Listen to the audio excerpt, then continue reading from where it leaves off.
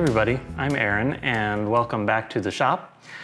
Today we are going to do a little bit of a magic trick and turn these three cabinets into one layer of these red trays. If you've been watching my channel for a little while, you'll notice in the intro that I show a drawer full of these filled with drill bits. And those drills are my screw machine length drills, and they're in the top of this blue Lista cabinet. And I've been wanting to go ahead and get the jobber drills organized the same way, and finally got the trays and have a little bit of time between projects to get this knocked out. So I wanted to show this because I've gotten a lot of interest on Instagram and Facebook every time I show these, and people seem to really like the tidiness of them. These trays are pretty simple plastic molded components. They are made by Lista. Lista calls these slotted grooved trays, and they come in 4, 3, and 2 channels each. I can't remember if they call this the groove or if the tab inserts are the groove and these are slots, whatever. The assortment that I've got, I got quite a few of them with the Lista cabinet that I purchased, and I bought a few extras to fill in some gaps, but I try to keep things as organized as possible, and these make it pretty handy and easy. I will say these things aren't particularly cheap. I think each one is about $4.50. So you think 6 by 6 inches. So at one drawer, you're gonna need quite a few of them. It's gonna be an investment. And then the tabs are sold separately. Each one of these is, I think, 47 cents for the SGT4, I think is what the part number is, or STD4, yeah, STD4.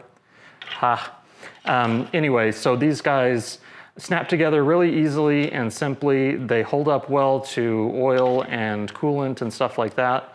I expect these to last the rest of my life, and I think it's worth the investment for me. So fortunately, I got the Hewitt cabinets and all the drills that are in them for very cheap. I'm going to sell those when I'm done with reorganizing here. And the money that I spent buying new tabs and some of the extra trays that I had to buy will be more than covered by selling those Hewitt cabinets. So it's a no-brainer for me, but if you want to do this in your shop, it does cost a little bit of money to get set up, but once you have it, in my opinion, I can't imagine doing anything different. All you do is set one in and then push the female part over the male part until it kind of snaps. You may not even be able to hear that on camera, but they hold together nice and firmly and can hold obviously all the weight that you can put in the drawer. So here's our freshly cleaned out drawer.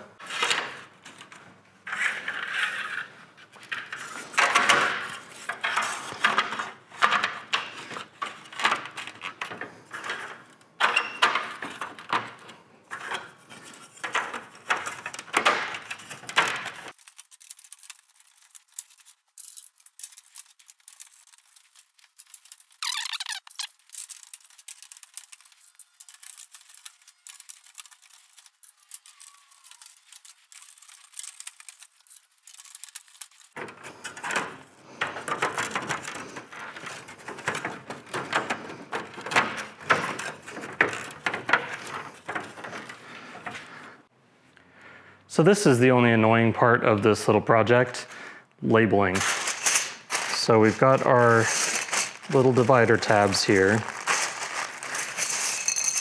These are sold by the each, and you use a lot more of them than you think you will. I think I bought 125 of them to do these drills, so we'll take a look and see what's left of the pile when we're all done. The way I'm gonna do it is use my Brother label printer here. What I like to do is just put a couple of spaces in between each size as I go.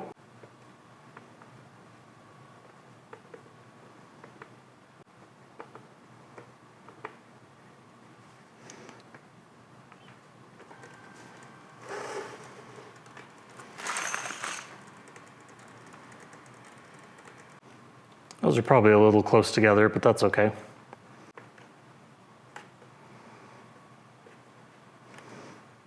See if I can remember what the tabs do. I think that must be what I did last time, just to give a little bit more space between the numbers.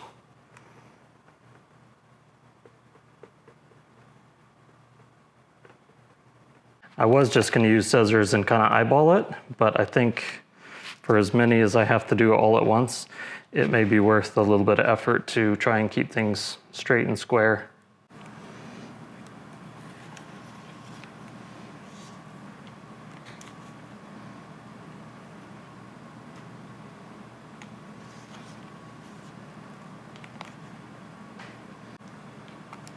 So it turns out the kerning on these numbers is not exactly equal, so my little stop here is not very useful.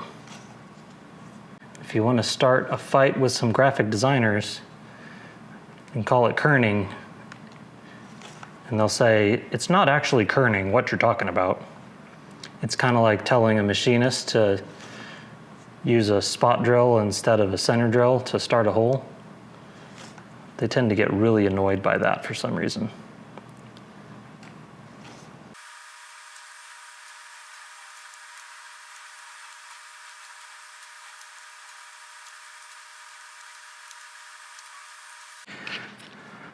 Cutting all these things up isn't that bad, but this part is not that great. Because these little sticky back things sometimes come off nice and easy, sometimes they're a total pain. Static electricity makes them stick everywhere. Yeah. I wish Lista sold these pre-printed. I definitely would pay extra for that feature.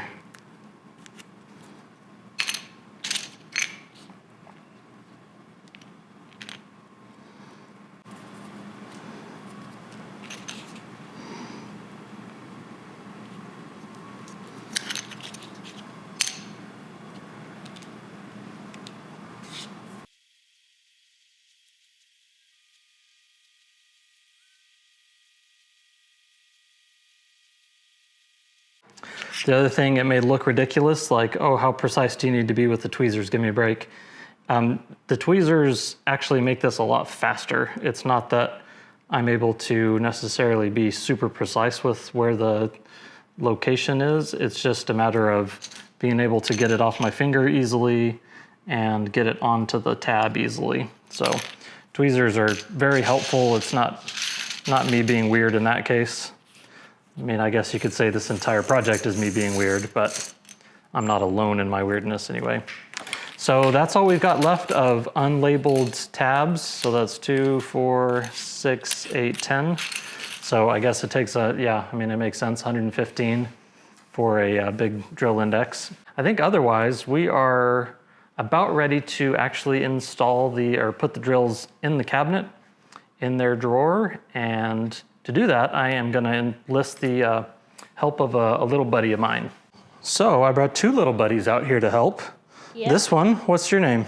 Kolby, from like one of the first videos. Yeah, you've been on a video before, haven't you? And what about this dude? His name is Smokey. He's just 1 year old. And is he gonna help us? I don't really know. I don't think so. Kolby wanted to show off his awesome sauce kitty, because when did we get Smokey?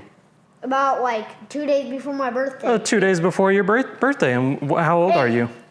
I was 6, and since now I'm actually 7. And then your birthday came and you turned 7. Smokey, do you want to say bye-bye?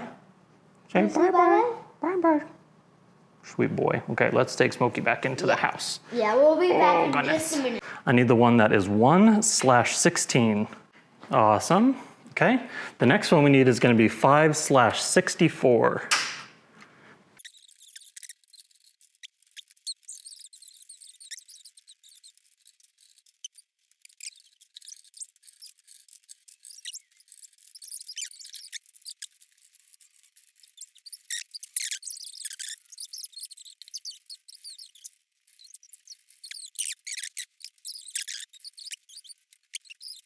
Okay, we got to the end of our drawer here and just got up to number 22.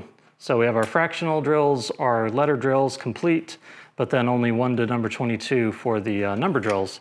So we're gonna have to go down and into our end mills, countersinks.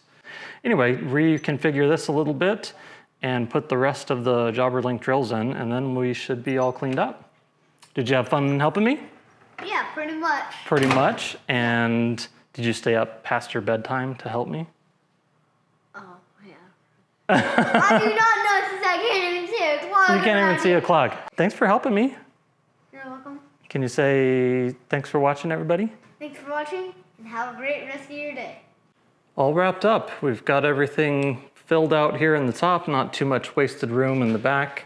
And then for our lower drawer here, we ended up having a few rows taken up by drills. So 4.5 extra.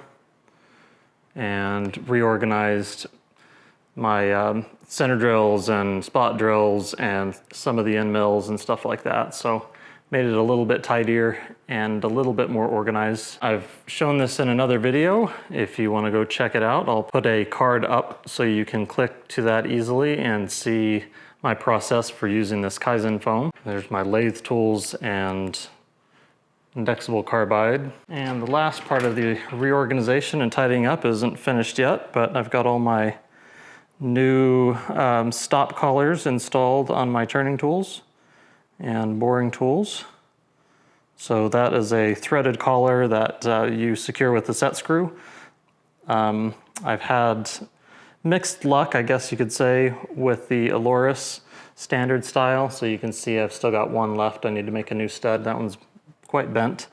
But using the jam nut and the thumb screw setup is fine, but it can loosen and go in one direction or another, and then your tool's out of position and you may not notice it until you're cutting and wearing an insert out prematurely. Anyway, it's just kind of a pain. So this is taken from Robin Renzetti and Brad Jacob at Maple Lane Machine. So anyway, that was my other upgrade, but obviously the primary purpose here was to get the jobber length drills out of their Hewitt cabinets, and that's what we did. So thank you very much for watching, and I will see you guys very soon.